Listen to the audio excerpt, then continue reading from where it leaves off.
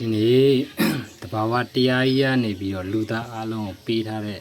လက်ဆောင်တစ်ခုကိုကျွန်တော်ပြတယ်ချက်ကြည့်လိုက်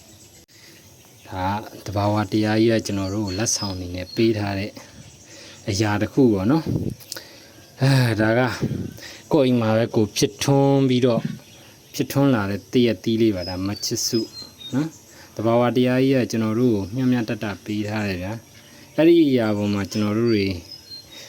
စားသုံးကြတယ်နေထိုင်ကြတယ်ကဘာမြေကြီးကပေးထားတဲ့အရာတစ်ခုဘလောက်လှပလဲခံစားတတ်ရင်လှပတဲ့အရာတွေကအများကြီးပါကျွန်တော်တို့ကဘာမြေကြီးပေးထားတာဒါရိတ်ဆိုရင်ဒါစားသုံးလို့ရတယ်လူတိုင်းကိုအာဟာရဖြစ်စေတယ်တည့်ရတီးပေါ့နော်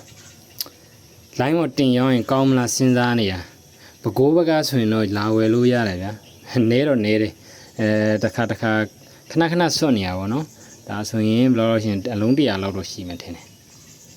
ကဲစားခြင်းတဲ့သူတော့လာခဲ့ဗျာအိမ်ကိုကျွေးမယ်နော်လကားကျွေးမယ်ပူနဲ့